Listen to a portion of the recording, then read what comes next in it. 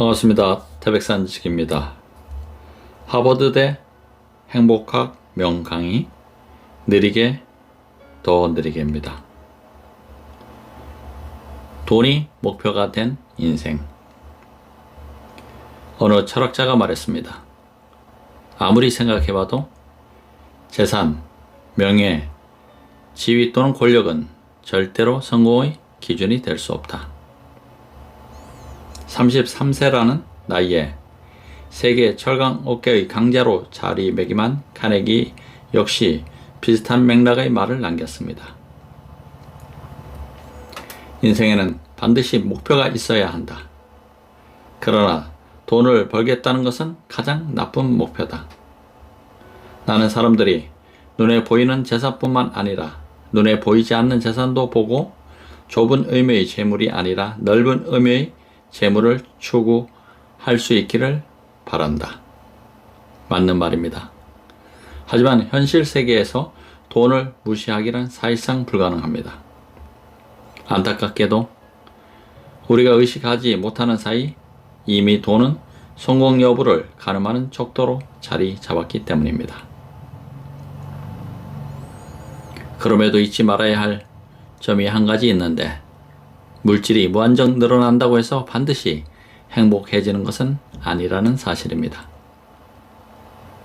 물론 물질이 풍족하면 어느 정도 행복할 수도 있습니다. 그러나 인생의 막바지에 다다랐을 때 머릿속에 떠오르는 것이 오직 돈뿐이라면 여태껏 살아온 삶이 너무 참담하지 않겠습니까?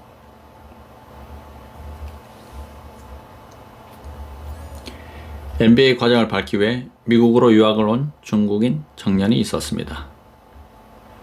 그는 수업이 없는 날이면 월가 근처의 한 레스토랑에서 아르바이트를 하며 생활비를 벌었습니다.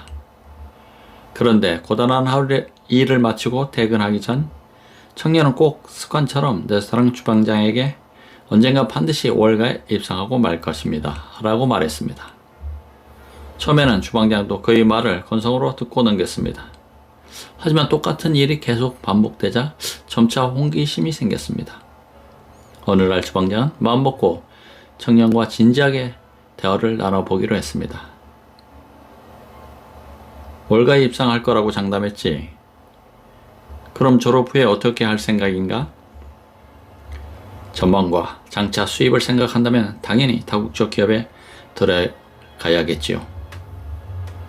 그의 대답에 주방장이 고개를 저으며 다시 물었습니다. 나는 전망이나 월급 따위에 대해 물은 것은 아니야. 앞으로 경력을 어떻게 쌓아낼 것인지 다시 한번 인생의 방향을 물어본 거지. 순간 청년은 꿀먹은 벙어리가 되고 말았습니다. 그 모습을 본 주방장은 한숨을 쉬며 혼잣말처럼 중얼거렸습니다.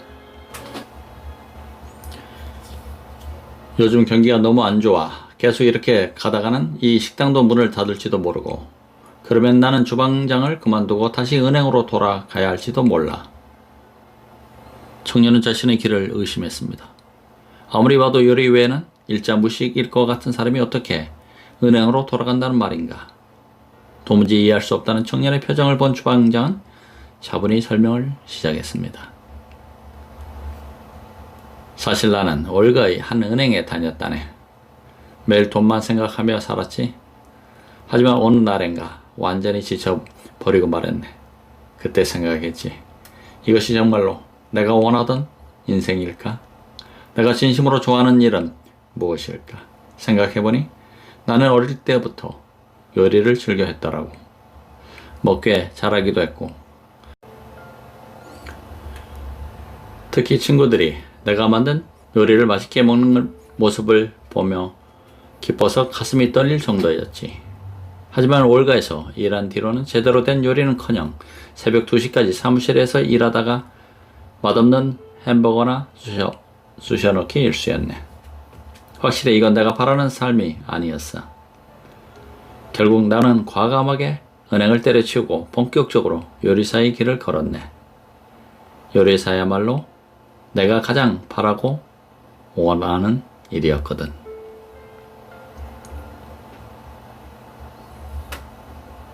행복이란 무엇인가? 바쁜 하루를 보내고 집으로 돌아가는 길. 우연히 코끝을 간지리는 꽃향기를 만났을 때의 기분은 아닐까? 네온 사인으로 반짝이는 번화가를 벗어나 아득한 자신의 방에서 은은한 조명을 켜고 좋아하는 책을 읽을 때의 고요함과 편안함 아닐까? 한 달 동안 열심히 일하고 월급을 받은 날, 그동안 수고한 자신을 위해 작은 선물 하나를 살 때의 만족감과 기쁨 아닐까? 어쩌면 행복은 생활 속의 사소한 부분에서 비롯되는지도 모른다. 지갑에 아무리 돈이 많아도 이런 사소한 행복을 놓치고 산다면 그 사람은 진정한 행복을 영원히 알 수 없다. 한 천재 제빵사가 있었습니다. 그는 어렸을 때부터 빵을 좋아했습니다. 그는 길을 가다가 빵 냄새를 맡으면 그 자리에 멈춰 설 정도로 빵에 심취했습니다. 마침내 진로를 결정할 시기가 되자 그는 잠시도 고민하지 않고 제빵사의 길을 선택했습니다. 그는 빵을 만들 때마다 반드시 4가지를 준비했습니다. 빵을 만드는 데 필요한 밀가루와 버터 같은 최상의 재료, 티끌 하나 보이지 않을 만큼 깨끗하게 세척한 조리도구, 눈과 마음을 모두 즐겁게 하는 민첩한 여성 보호조. 그의 마음에 꼭 드는 음악이 바로 그것이었습니다. 이 중 하나라도 빠지면 기분이 달라져서 머릿속에서 생각했던 대로 빵을 만들어내지 못했습니다. 그는 마치 예술 작품을 창조하듯 빵을 만들었습니다. 그래서 재료가 조금이라도 신선하지 않으면 노발대발을 했습니다. 단순히 이익을 좀 더 남기기 위해 좋지 않은 재료를 쓰는 것은 신성모독이나 다름없다고 생각했기 때문입니다. 물론 그 자신도 가끔은 답답한 생각이 들기도 했습니다. 특히 사람들이 솜씨 없는 제빵사가 대충 만든 빵을 먹으면서도 맛있다고 할 때 더더욱 그랬습니다. 하지만 그렇다고 자신의 고집을 꺾을 수는 없었습니다. 비교적 비싼 가격과 더딘 제작 속도 때문에 장사가 잘 되지 않는 날도 있었지만 개의치 않았습니다. 그에게 중요한 것은 돈을 많이 버는 것이 아니라 자신이 만족할 만한 빵을 만드는 것이었기 때문입니다. 그런데 어느 한순간 정신을 차리고 보니 그의 가게는 날마다 문전성시를 이룰 정도로 호황을 누리고 있었습니다. 그의 빵 맛이 사람들에게 인정받은 것입니다. 결국 그는 자신의 분야에서 최고가 되었던 것입니다. 돈이 유일한 신앙이자 목표가 되는 순간 그것은 더 이상 우리에게 행복을 가져다 주지 못합니다. 애초에 우리가 열심히 일해서 버는 돈은 이상을 실현하기 위한 수단에 불과합니다. 즉, 이상이 돈보다 훨씬 더 중요합니다. 이 사실을 절대 잊지 마시기 바랍니다. 하버드 행복 노트. 행복한 사람은 자신의 행복을 느낄 만한 의미가 있고 명확한 목표를 세웁니다. 그리고 최선을 다해 그 목표를 추구합니다. 또한 자신이 의미 있다고 여기는 방식대로 살아가며 삶 자체를 즐깁니다. 돈이 주는 잠깐의 환락에 넘어가지 마십시오. 돈의 노예가 된 사람은 결국 불행과 동행하게 됩니다. 인생의 궁극적인 목표는 행복이다. 언제부턴가 우리가 사는 세상은 돈과 욕망이 지배하는 곳이 되어버렸습니다. 이 속에서 우리는 날마다 좀 더 많은 재물, 좀 더 높은 지위, 좀 더 강한 권력을 추구하며 정신없이 살아갑니다. 그런데 바쁜 일상이 지나간 뒤 지친 몸을 이끌고 집으로 돌아오면 문득 이런 의문이 내리에 스칩니다. 지금 나는 행복한가? 내가 추구하는 것이 과연 나를 행복하게 해줄 수 있는가? 하지만 의문을 갖는 것도 잠시, 날이 밝으면 또다시 헛된 욕망과 보기 좋은 허울을 쫓아 바쁘게 달려갑니다.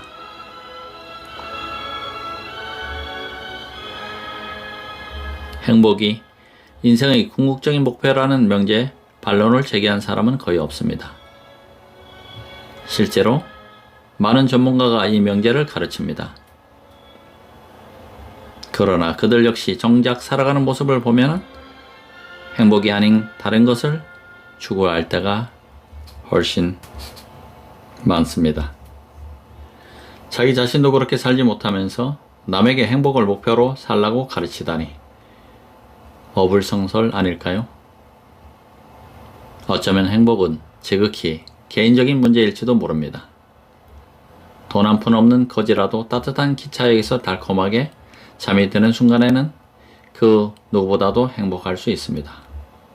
반대로 5성급 호텔에 투숙한 부자라도 밤새 불면증에 시달린다면 그 순간만큼은 거지보다 불행하다고 할 수 있습니다. 그래서 행복은 자기 자신만이 알 수 있는 것입니다.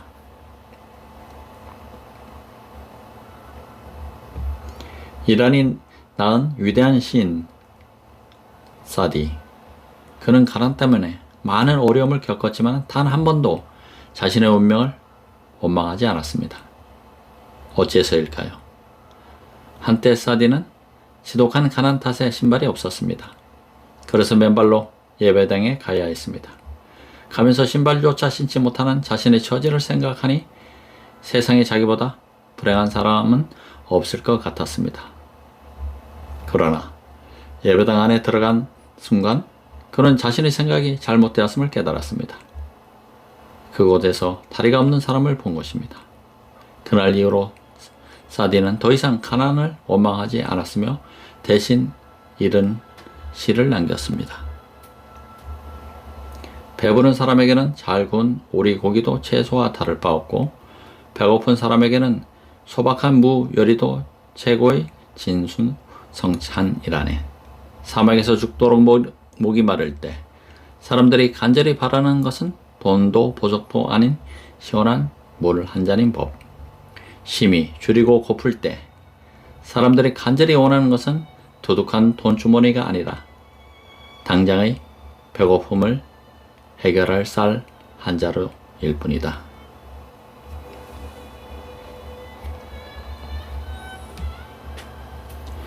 명품들은 타인의 모습을 봐도 부러워하지 않고 갖고 싶어 하지도 않으며 오늘 하루를 무사히 보내고 새 끼를 먹을 수 있는 것에 진심으로 감사할 줄 아는 사람은 마음속에서부터 우러난 진정한 행복감을 누립니다. 실제로 대부분의 경우 물질적인 풍요와 편리한 생활을 누리는 도시 사람보다 소박하게 생활하는 시골 사람이 훨씬 더 행복하게 삽니다. 비록 부족한 것이 많아도 욕심을 부리지 않고 매일의 생활에 만족하고 감사할 줄 알기 때문입니다. 중국의 당대 문학상 수상 작가인 비수빈은 자기의 저서 행복을 일깨우다에서 행복에 대해 이렇게 썼습니다. 비수민. 행복은 종종 모호한 상태로 나타나서 우리를 향해 참을성 있게 단비를 부린다. 그래서 한꺼번에 너무 많은 행복을 바라서는 안 된다. 그랬다가는 오히려 행복이 도망가고 만다. 행복의 수도꼭지를 확 틀어서도 안 된다. 행복이 너무 빨리 흘러가 버릴지도 모르기 때문이다. 서두르지 말고 고요한 마음으로 행복의 정수를 맛보라. 행복감은 삶의 질을 높이는 궁극적인 근원입니다. 그래서 영국, 프랑스, 캐나다의 나라에서는 국민의 행복 지수를 국가 경영에 필요한 통계에 반영하는 방안을 추진하고 있습니다. 지금 당신이 세운 인생의 목표는 무엇입니까? 다시 한번 꼼꼼히 점검해 보시기 바랍니다.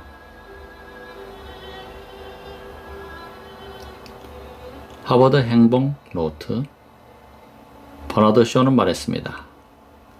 만약 스스로 행복한 삶을 만들지 않는다면 행복을 누릴 권리가 없다. 이는 스스로 재화를 창출하지 않으면 재화를 누릴 권리가 없는 것과 마찬가지다. 심장을 뛰게 하는 목표를 세워라. 미국 전 대통령 토마스 윌슨은 꿈에 대해 이렇게 말했습니다. 우리는 꿈이 있기에 위대해질 수 있습니다. 실제로 위인들은 모두 몽상가였습니다. 그들은 따스한 봄바람 속에서 겨울철 따뜻한 난로가에서 위대한 꿈을 꿨습니다. 어떤 사람은 살면서 점차 자신의 꿈을 잊어가는 반면 어떤 사람은 어려움 속에서도 꿈을 지키고 키워서 마침내 현실로 이뤄냅니다. 그렇습니다. 꿈을 가진 사람만이 끝까지 노력하고 분투해서 자신의 삶을 빛나고 가치 있는 것으로 만들 수 있습니다. 단 지나치게 허황된 꿈과 목표는 오히려 독이 되므로 어느 정도 현실성 있고 자신의 능력 범위 내에서 이룰 수 있는 목표를 세워야 합니다. 그래야 앞으로 나갈 힘과 끝까지 지속할 끈기를 얻을 수 있습니다. 목표라고 해서 굉장히 거창하거나 너무 먼 미래의 일을 정할 필요는 없습니다. 매일 아침 설레는 마음으로 하루를 시작하게 해줄 것이라면 무엇이든지 괜찮습니다. 그리고 그 목표를 이루기 위해 오늘 하루의 작은 목표를 세우고 하나씩 실천해 나간다면 언젠간 꿈꾸던 지점에 닿을 것입니다. 국제 육상 선수권 대회에서 한 높이뛰기 선수가 마지막 도약을 준비하고 있었습니다. 한 번의 시기만 성공하면 금메달을 목에 걸 수 있었기에 그녀는 그 어느 때보다도 긴장되고 흥분한 상태였습니다. 코치는 그녀를 격려하며 외쳤습니다. 힘내.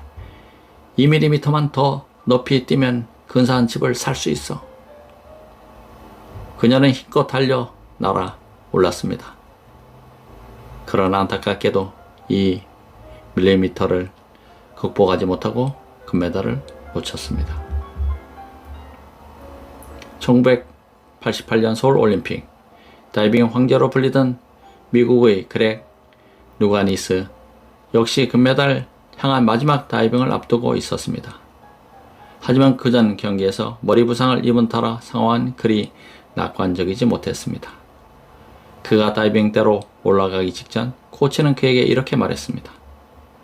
자네 어머니가 집에서 자네를 기다리고 계셔. 마지막으로 한 번만 멋지게 다이빙하면 집으로 돌아가 어머니가 직접 만드신 쿠키를 먹을 수 있네. 힘내라고.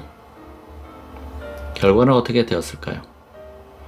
누가니스는 부상을 딛고 심사위원들을 모두 감동시킬 만큼 멋진 다이빙을 선보이며 금메달을 손에 넣었습니다. 근사한 집과 어머니가 만든 쿠키. 두 명의 코치는 모두 자신의 선수를 격려하고자 하는 마음이었지만 제시된 목표는 얼핏 봐도 큰 차이가 있습니다. 그리고 이러한 차이는 각각 전혀 다른 결과를 이끌어냈습니다. 그 원인은 현실성의 유무입니다. 훨씬 실현 가능하고 구체적인 목표가 금메달을 향한 집중력을 크게 향상시킨 것입니다. 어떤 남자가 사과나무 아래에서 끊임없이 펄짝펄짝 뛰고 있었습니다. 사과나무 위쪽에 열린 사과를 따려는 것이었습니다. 하지만 사과가 너무 높이 달린 탓에 아무리 열심히 뛰어도 손구대조차 닿지 않았습니다. 지나가던 사람이 그 모습을 보고 이상하다는 듯 고개를 갸웃거리며 왜 아래쪽에 있는 사과를 따지 않느냐고 물었습니다. 그러자 남자는 숨을 헉헉 몰아쉬며 말했습니다. 이쪽 사과가 더 크고 붉잖아요. 분명히 아래쪽 사과보다 맛 있을 것입니다. 이렇듯 목표가 지나치게 높거나 현실과 맞지 않을 때 우리는 쓸데없이 힘과 노력만을 낭비하게 됩니다.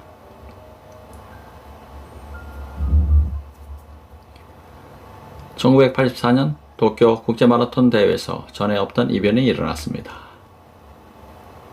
야마다 호니치라는 무명의 선수가 쟁쟁한 우승 후보들을 제치고 금메달을 거머쥔 것입니다. 그는 인터뷰에서 자신의 승리 비결로 머리 쓴 것을 들었습니다. 하지만 당시 사람들은 그가 건방지게 허황된 소리를 늘어놓는다고 생각했습니다. 마라톤은 체력과 인내력, 순간적인 폭발력과 속도 등이 중요한 종목인데 이 모든 것을 다 제쳐놓고 머리를 쓴 것이 비결이라고 주장하는 것을 이해할 수 없었기 때문입니다.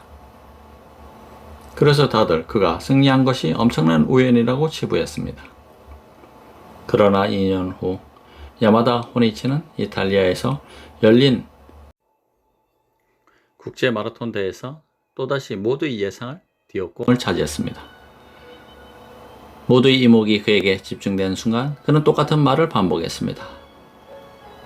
저는 머리를 써서 이겼습니다. 하지만 이번에도 그의 말뜻을 이해하는 사람은 아무도 없습니다.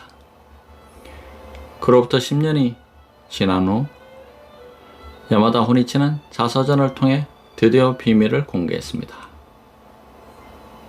매번 대회를 치르기 전 나는 미리 차를 타고 시합 코스를 꼼꼼히 돌아봤습니다. 그리고 코스 주변에 눈에 띄는 지형 지물을 수첩에 모두 기록한 뒤 각각 목표 지점으로 삼았습니다. 첫 번째 목표 지점은 은행, 두 번째 목표 지점은 큰 나무, 그 다음은 붉은색 건물, 이런 식으로 40km가 넘는 전체 코스를 여러 개의 구간으로 세분화했습니다.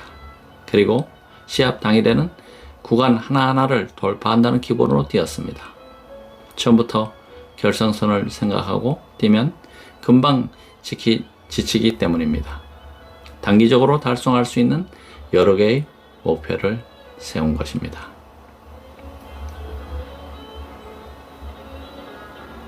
많은 사람이 노력하다가 중도에 포기하는 이유는 처음부터 지나치게 높고 원대한 목표를 세우기 때문입니다.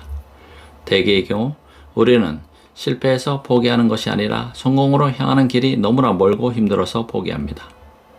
지나치게 높은 목표를 세운 탓에 목표를 향하는 도중에 지쳐버리는 것입니다. 목표는 반드시 손에 잡힐 듯 분명하고 실현 가능해야 합니다. 겉보기에 화려하고 대단한 목표는 공수표로 끝날 공산이 크고 구체적이고 현실적인 목표와 계획을 세워야 헤매지 않고 목적지에 이룰 수 있습니다. 천리의 길도 한 걸음부터 라고 하지 않았던가요? 처음부터 너무 많은 것을 한꺼번에 이루려고 하지 마십시오. 눈앞에 놓인 일부터 한 가지씩 차근차근 해나가면 됩니다. 행복한 사람이 되고 싶다면 자신의 능력치를 넘어서는 인생 목표를 세우지 말고 적절한 지점에서 만족하는 법을 배워야 합니다. 누구나 다 장군이 될 수는 없습니다. 대부분의 일개 사병에 머뭅니다. 그렇다고 사병이 중요하지 않은 것은 아닙니다. 그저 각자에게 맡겨진 임무가 다를 뿐입니다. 자신의 재능과 능력을 고려해서 인생 목표를 세우십시오. 남과 자신을 비교해가며 호황되고 그럴싸한 목표를 세우지 마십시오. 헛된 꿈을 쫓는 것만큼 인생을 낭비하는 일도 없습니다. 하버드 행복 노트. 적당하고 합리적인 목표는 우리를 더 멀리, 더 오래 가게 합니다.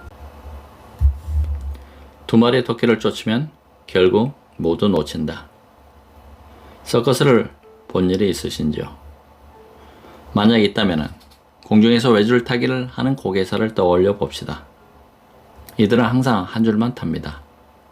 두 줄이 나란히 공중에 묶여 있어도 한 번에 한 줄만 타지 절대 두 줄을 동시에 밟지는 않습니다.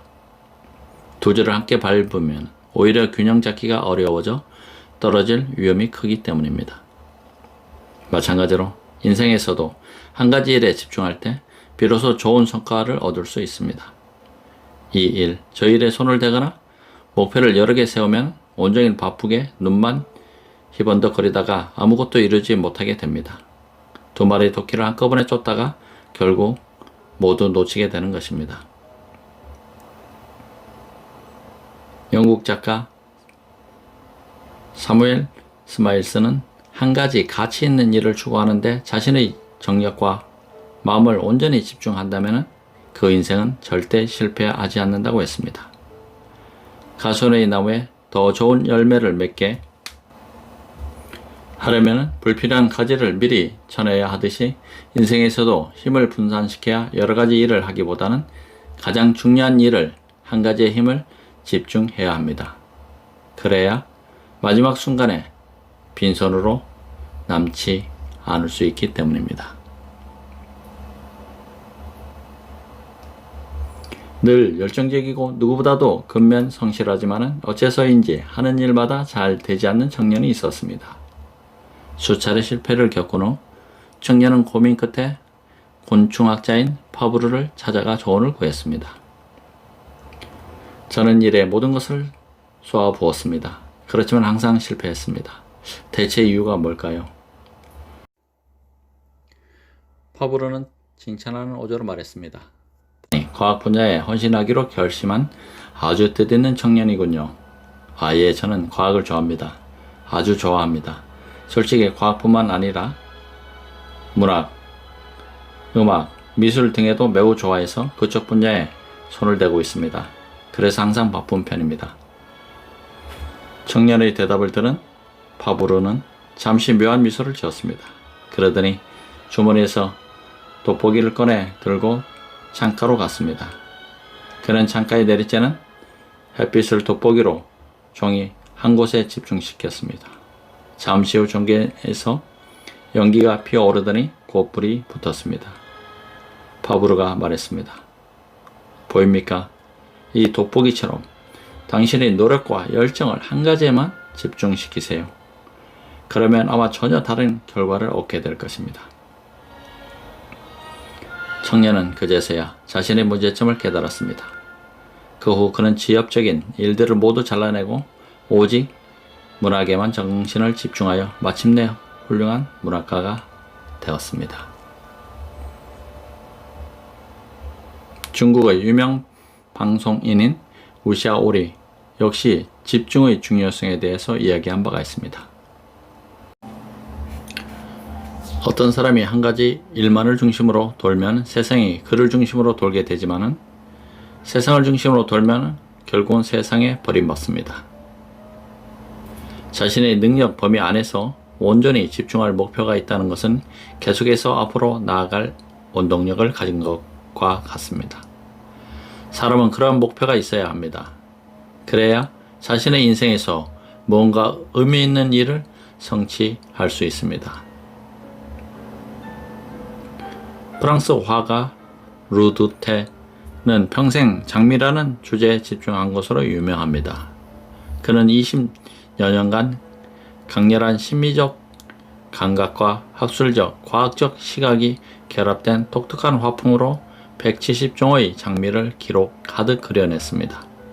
그렇게 완성된 루두테의 화집 장미는 시대를 뛰어넘는 예술적 가치를 지닌 작품으로 인정받았으며 루두테 역시 화초계의 파브르로 칭송받았습니다.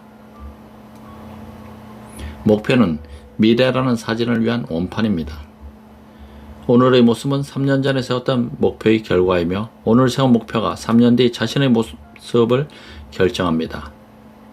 그러니 쓸데없는 장가지와 불필요한 욕심을 과감히 잘라내고 명확하고 현실적이며 자신이 가장 열중할 수 있는 한 가지 목표를 세워야 합니다. 그리고 그 목표에 힘과 노력을 온전히 집중해야 합니다. 이것이 바로 자신의 손으로 미래를 만드는 비결인 것입니다.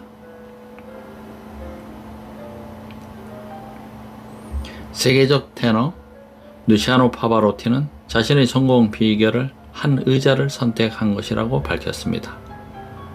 어린 시절 제빵사였던 아버지는 항상 음악을 틀고 노래를 부르셨습니다. 이러한 환경 속에서 나는 자연히 노래를 좋아하고 배우게 되었습니다.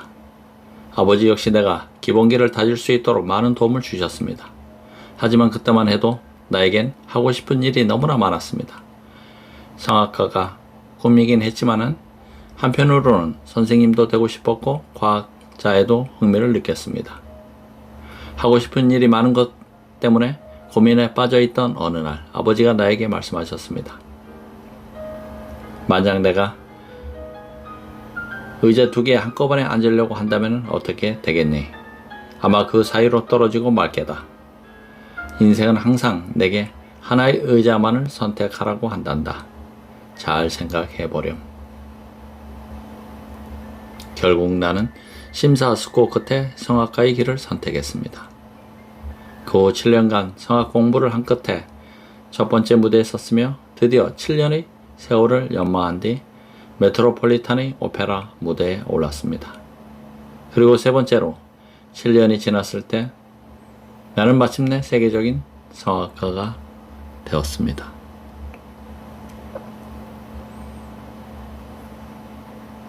한 의자를 선택한 것이라는 표현은 한 가지 일에 온전히 전념해야 한다는 진리를 생생하게 드러낸 것입니다. 여러 가지를 한꺼번에 선택하고 추구하기에는 인생이 너무 짧고 유한합니다. 그럼에도 모든 것을 다 손에 놓고자 욕심을 부린다면 결국 아무것도 얻지 못할 것입니다. 중국 용요우 소프트웨어의 왕원징 사장은 지식으로 부를 창조해낸 대표적인 인물입니다. 그는 불과 10여 년 만에 평범한 학생에서 수십억 위안의 재산을 가진 자산가로 거듭났습니다. 자신의 성공 비결을 묻는 질문에 왕워징은 역시 집중을 답으로 제시했습니다. 평생 한 가지 일에 전념한 게 제 성공의 비결입니다. 어떤 업계, 두각을 드러내고 싶다면 적어도 10년은 그 일에 집중해야 합니다. 사실 사람은 한 번에 한 가지 일만 해야 제대로 할 수 있거든요. 물고기야 곰, 발바닥을 한 번에 얻을 수 없는 법입니다. 그러니 2마리 이상의 토끼를 쫓으려는 욕심을 버리고 한 가지 목표에 집중하여야 합니다. 하버드 행복 노트. 2가지 이상의 목표를 모두 완벽하게 이루기에는 인생이 너무 짧습니다. 한 번에 한 개의 의자만 선택할 때 우리는 비로소 능력과 재능을 최대한으로 펼칠 수 있습니다. 지나치게 욕심을 부리면 결국 넘어지고 만다는 사실을 기억하시기 바랍니다. 한 번에 한 걸음씩 기적을 이루다. 사람이라면 누구나 평생을 통해 이루고 싶은 아름다운 꿈이 있을 것입니다. 마음속 깊은 곳에 뿌리를 내리고 조금씩 자라는 그런 꿈 말입니다. 그리고 누구나 그 꿈이 속히 자라나 화사한 꽃을 피워내기를 간절히 바랍니다. 하지만 현실은 현실입니다. 조급하게 이루려고 서두르다 보면은 오히려 그 꿈을 영영 잊게 될 수도 있습니다.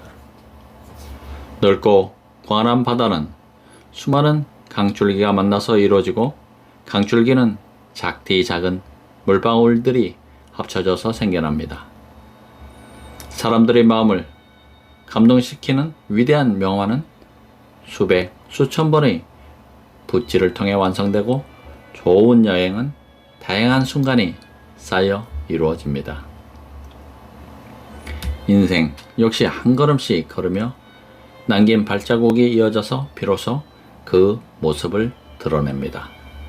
한 번에 한 걸음씩 나아가지 않고서 어떻게 눈부신 업적을 이루겠습니까? 이렇듯 작고 일상적인 것들이 모이고 쌓여서 위대함을 이루는 법입니다. 1983년 한 청년이 뉴욕 엠파이어 스테이트 빌딩의 바깥쪽을 기어오르고 있었습니다. 지상에는 수많은 기자와 구경꾼이 모여서 그가 맨손으로 빌딩을 오르는 모습을 조마조마하게 지켜봤습니다. 청년은 느리지만은 꾸준히 조금씩 위로 올라갔습니다. 가끔씩 그가 미끄러질 때마다 군중 사이에서는 두려움 섞인 비명이 터져 나왔습니다. 그러나 청년은 당황하지 않고 잠시 그 자리에서 쉬다가 다시 위로 향했습니다. 그는 조금씩 군중에게서 멀어졌고 하나의 점으로 보일 만큼 높이 올라갔습니다. 마침내 청년은 맨손으로 벽을 타는 방식으로 이 넓은 빌딩을 정복했습니다. 또한 이 분야에서 새로운 기네스 기록을 수립하며 스파이더맨이라는 별명을 얻었습니다. 그가 바로 버슨 햄입니다. 더욱 놀라운 사실은 버슨 햄이 고소공포증 환자였다는 점입니다. 어떻게 고소공포증을 이겨냈냐는 질문에 그는 웃으며 이렇게 대답했습니다. 처음부터 저 높은 빌딩을 끝까지 오르겠다고 결심하려면 엄청난 용기가 있어야 합니다. 하지만 한 걸음씩만 가자라고 생각하는 데는 그리 큰 용기가 필요하지 않습니다. 저는 그저 한 걸음씩 오르는 것에만 집중했습니다. 한 걸음을 내딛고 나면은 그 다음 걸음을 생각했습니다. 그 결과 기적을 만들 수 있었습니다. 한 걸음씩 꾸준하게 걸어가다 보면은 언젠가 바라던 목적지에 닿게 됩니다. 기적 또한 마찬가지입니다. 사소해 보이는 한 걸음 한 걸음이 쌓여서 기적을 만들어내는 것입니다. 한국의 프로골퍼 양요원 선수. 어린 시절 그녀는 우연히 텔레비전에서 한 외국인이 골프를 치는 모습을 본 후부터 골프라는 운동에 완전히 매료되었습니다. 그러나 가난한 집안 형편에 골프를 배운다는 것은 상상도 할 수 없었습니다. 하지만 그는 포기하지 않았습니다. 대신 한 골프장을 찾아가서 공을 줍는 아르바이트부터 시작했습니다. 그곳에서 일하다 보면은 골프를 배울 기회가 있을 거라고 생각했기 때문입니다. 다행히 그런 생각대로 조금씩 골프를 접할 수 있었습니다. 비록 코치에게 제대로 된 훈련을 받지는 못했지만 일을 하고 남는 시간마다 혼자 독학으로 골프를 익혔습니다. 자세한 기술은 텔레비전을 통해서 프로 골퍼들의 경기를 보며 따라했습니다. 비록 아버지가 골프를 하는 것을 반대하긴 했지만 그는 끝까지 고집을 꺾지 않았습니다. 골프가 이미 자신의 꿈이 되어 버렸기 때문입니다. 1997년 양용호는 마침내 프로골퍼 테스트를 통과했습니다. 같은 해 미국의 골프 천재 타이거 우즈도 아마추어에서 프로로 전향했습니다. 그리고 단숨에 세계 대회를 휩쓸며 골프의 황제로 떠올랐습니다. 양용호는 타이거 우즈를 보며 또다시 구체적인 목표를 세웠습니다.